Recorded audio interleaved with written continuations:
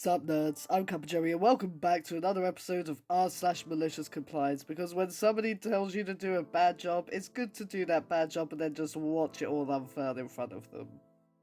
Want me to withdraw your redress payment? Yes, ma'am.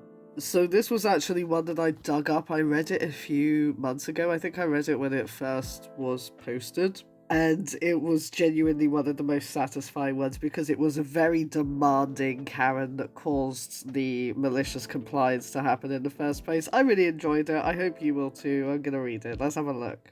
So I work for a major UK bank dealing with the giving of refunds for missold payment protection insurance, PPI. Specifically, I'm on the team that deals with complex queries and unusual situations, as well as when the customer has further queries after we have sent our rejection or acceptance of their complaint. So if any of you need a little bit of backstory, if you're not in the UK, there was this thing where people would have insurance out or whatever. They would buy something and then they would also buy payment protection insurance on top of that without needing it. There was a decision made that this wasn't lawful, and then there were all these things going, we can help you get back your PPI, and it was just a huge thing. Thank goodness the deadline's over now for it, so we don't get bombarded with, adverts with Arnold Schwarzenegger's head screaming at us to, phone up to see if we could, win money, but whatever. Anyway, yeah, so that's what this is concerning, if anybody needed a little bit of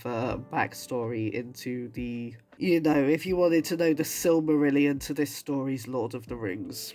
A few months ago, the part of our team that calls customers with issues that the normal call centres in India can't deal with was a bit short-handed, and as I'm one of the most senior team members with knowledge of all the processes our team uses, I was asked to call customers to assist, as I was having a slow day and my productivity is high enough that I can afford to spend about 2 days a week doing other tasks if need be. Most of these consist of, please explain why my redress payment isn't higher, or please can you run me through how you calculated my refund, etc., with about 1 in 5 requiring specialist knowledge of a particular law or bank process.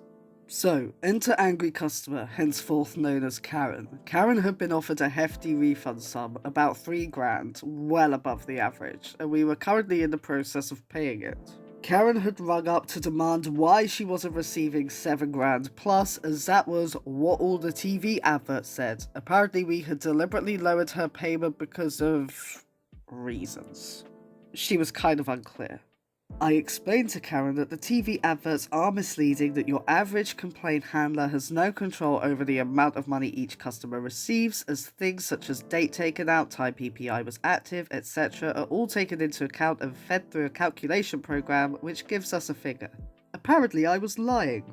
Karen demanded that I withdraw her payment and give her a new, more appropriate offer. I explained to the customer that we couldn't just withdraw an offer, and she felt that she was entitled to more redress. She could take it up with the financial ombudsman, who would review her case. Regardless of their decision, her payment would be going ahead. Karen wasn't having any of it, and demanded I look at her files and personally pay her a bigger sum. Rolling my eyes, I humoured her and did a brief scan of her files. Oh, whoa. What's this? It looks like Karen was declared bankrupt about 15 years ago, and both the initial contact team and payments had missed it. To be fair, it was kind of well hidden and your average employee wouldn't recognise it. For those who don't know, being bankrupt affects you for the rest of your life, as even when you're discharged you go into a less bad bankruptcy. The only way out is to pay back every last penny. Anyway, for PPI, this means she's not entitled to any redress, and furthermore, she isn't even allowed to make a complaint. Normally, procedure in this case is to inform the customer that you will arrange for a colleague to call them back in an hour or so, and then to consult with the insolvency team. The insolvency team will then call the customer back to explain the situation, how it relates to their specific insolvency, and the steps forward. In this case, her offer would be withdrawn, and she would be told her available options. However, I run the insolvency team, and all complex insolvency queries go through me. This means I am authorized to proceed with the call as is.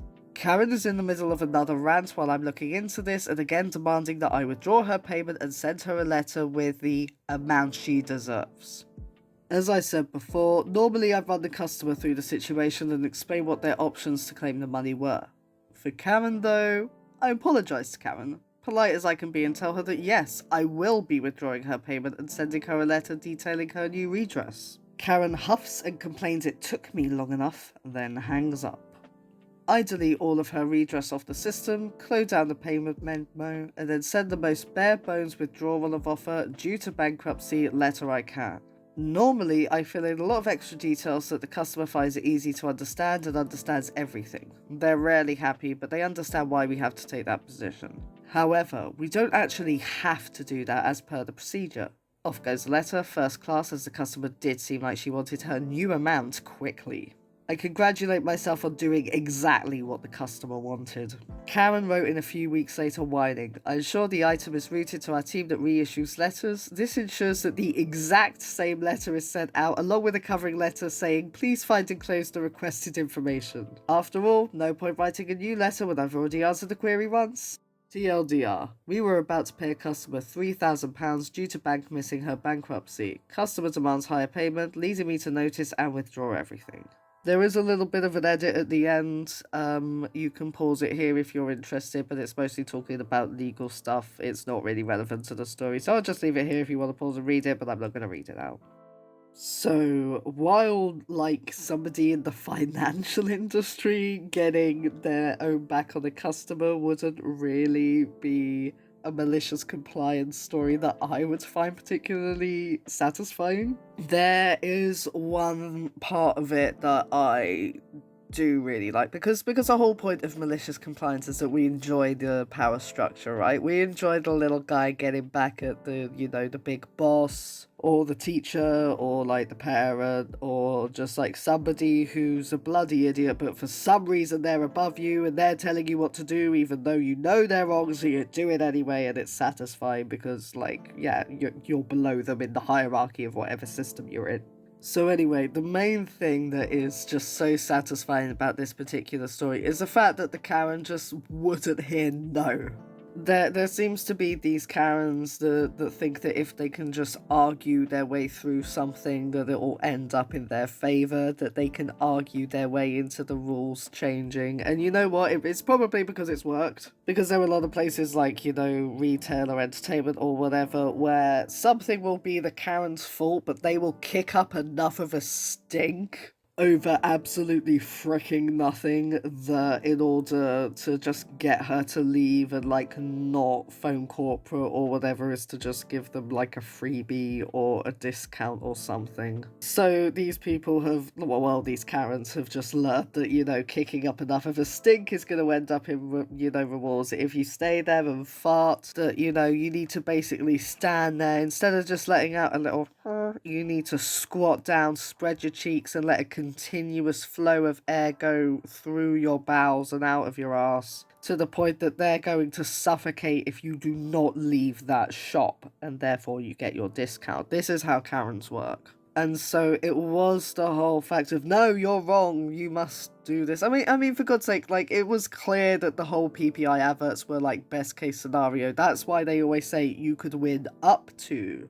And we have got clients as much as, not like this is a regular thing, but you could get more. They only show the highest one possible, so it's clear that you're never going to get anywhere near that rate. But, you know, people don't realise that, which is how they get them in, and which is why you end up with Karens having horrible conversations like this. But that was the Karen's downfall. She kicked up enough of a stink that it all got taken away, and it's one of those beautiful moments where, like, it wasn't even that they were just doing it to deliberately mess her up, but, like, she was gonna have $3,000 and now she has nothing. And of course, like, if she had been less of a Karen, not only would she have her money, okay, so let's pretend that they noticed the bankruptcy anyway, like, she still would have been treated with respect, like, and got, like, an explanation in the letter and, like, details and all of that, and probably, you know, coddled just a little bit. You know, they would have wrapped them in cotton wool when they would drop them off of a freaking building by saying no. So, you know, she would have been treated better, but no,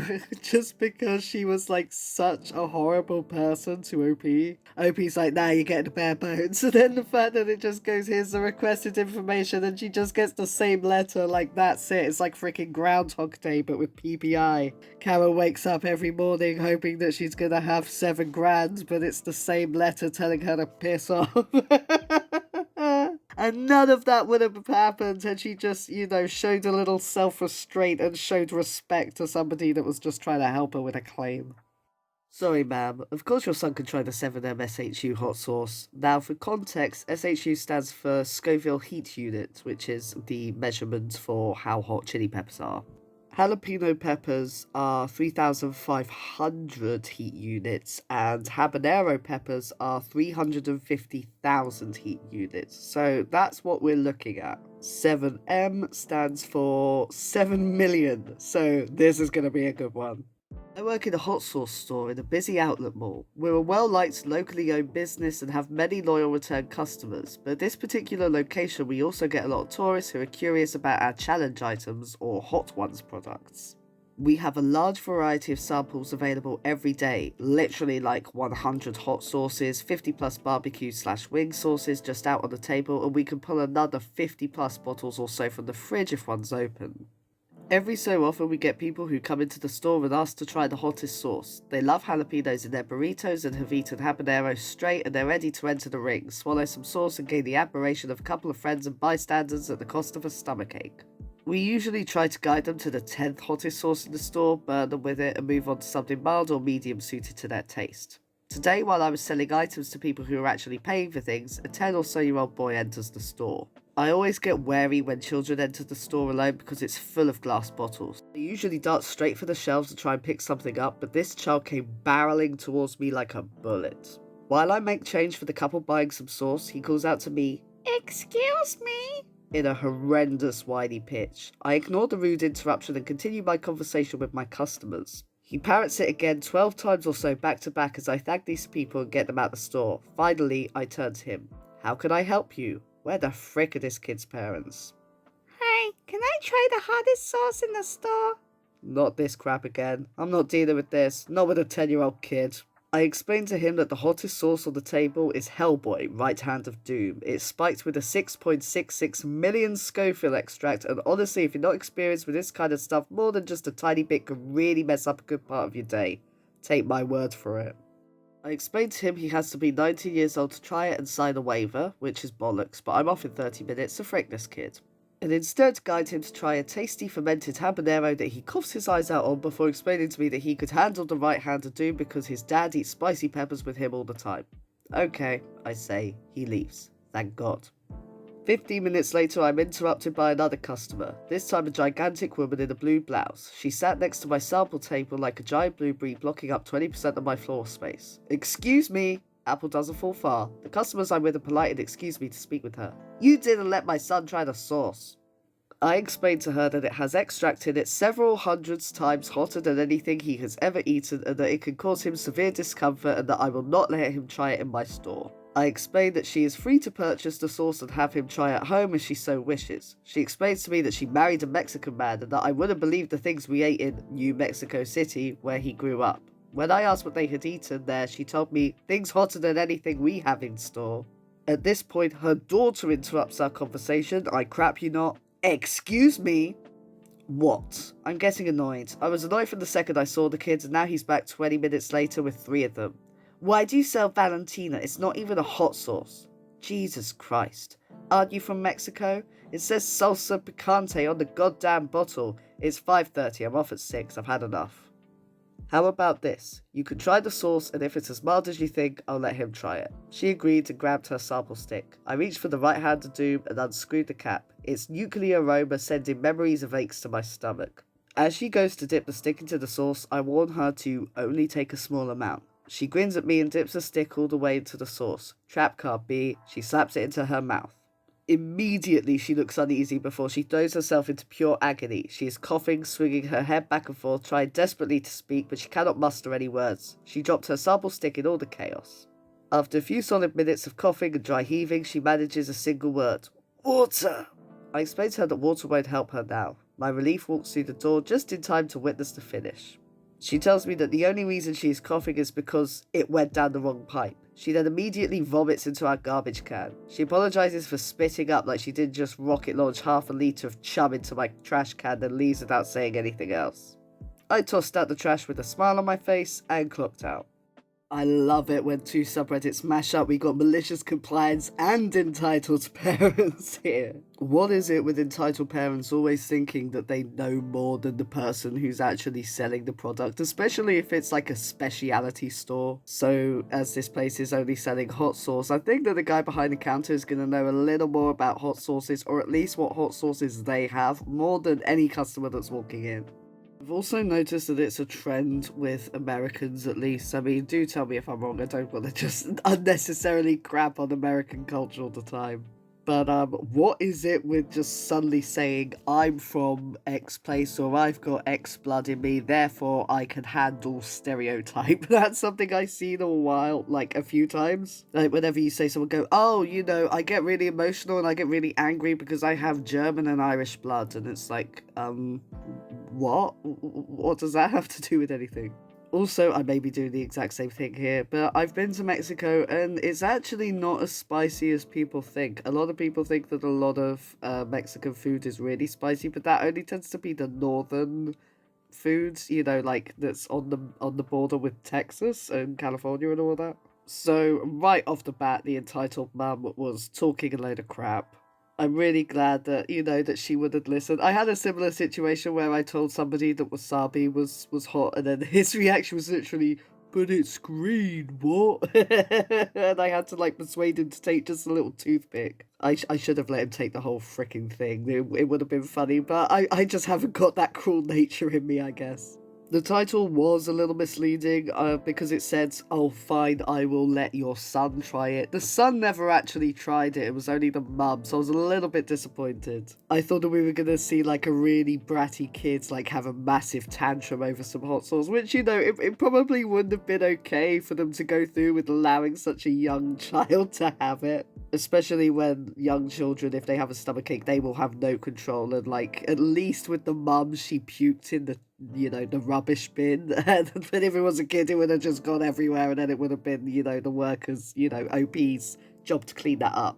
There were a couple of things I really did have an issue with in the way that OP was talking, which kind of gave me the whole vibe of him being all r/I am very badass, as opposed to, you know, just somebody telling the story as to what happened. Like when he talks about the kids running up to him and saying excuse me, and him just flat out ignoring the child, and then the child saying excuse me several times, that was a bit of an a-hole move on OP's behalf. He definitely should have recognized the child, like even if it's just, oh, if you could just hold on a second, you know, you could be really polite, really friendly with kids. And the thing is that he said that the kid was going, excuse me, excuse me, excuse me, like back to back. You know, the kid probably wouldn't have been doing that had you just said, oh, would you just hold on a second? Or I'm just talking to these people and then I'll get to you, okay? You know, you can be nice. There's no need to instantly be like cruel and nasty to someone, especially when you're serving them. I know that people in retail, get a load of crap, and I don't want to crap on that at all. However, you know, you do have to have the whole customer service voice. You know, you got to baby talk to adults, and in this case, baby talk to a 10-year-old. Also, the blatant fat shaming of the mum was definitely not okay. That whole thing about her being gigantic and a massive blueberry taking up 20% of the shop, that has nothing to do with her being a bad person, with her entitlement. I don't know why. This is like a common theme on Reddit as well, that if there is an entitled parent, if like the woman happens to be slightly overweight, then you get all kinds of like, you know, waddled and flab and wobbly and massive thing and blah blah blah blah blah, and loads of just like really nasty comments about their weight and their appearance. Now, if you've been watching my channel, or even if you see my freaking logo, you will know that I'm a fat guy. I'm a chonk. I'm a big chonker. I'm a big chungus. And I know exactly what it's like to be sort of discussing something with someone and then them to just turn around and be like, well, you're fat, as if that has anything to do with the conversation. And that's what this feels like here. It feels like by going on about how big she was, he's saying, look, she was even more evil because she's fat. You know, this is a bad person. But the fact that they dare to be fat while being a bad person makes them an even worse person. And that's, you know, completely false. I'd like to consider myself a pretty nice guy, you know. I don't know. I mean, I'm not like r/nice guys, oh god. But you know, I'd like to consider myself quite friendly. I'd like to consider myself quite polite. I'd like to think that I've got, you know, nice, friendly, happy qualities in a person, and me being fat has absolutely nothing to do with that. So the whole ooh, fat, gigantic blueberry, that was just unnecessary. And I think that reading all of that made the OP seem like way more of an a-hole than they were trying to come across. Like, straight away, they were just really dismissive to this family. They, like, ignored the kids, then they were rude to the mum and all of that. It just seemed like they handled this the complete wrong way and just thought, I know, I'll make myself look good on Reddit by coming across as, like, you know, owning the kid and the fat woman. You know, it doesn't come across well, especially not when you're in the service industry.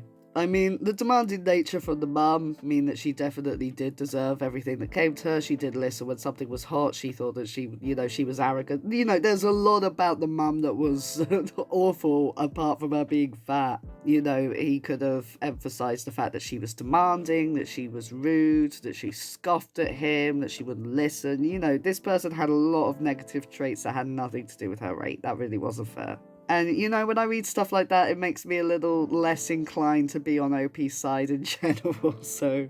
Yeah, I mean, it was a satisfying story, but OP definitely should have come across that better, and if this was Am I the Arse, I would have definitely voted everybody sucked here. That's it for this episode of r/malicious compliance. If you have your own stories of malicious compliance, then do feel free to email me. You can find my email on the channel. And as always, as I say at the end of every episode, if you enjoyed hearing from this subreddit or would like to hear from any other subreddit, then do let me know in the comments and I'll add it to my queue. And until then, I'll see you all next time.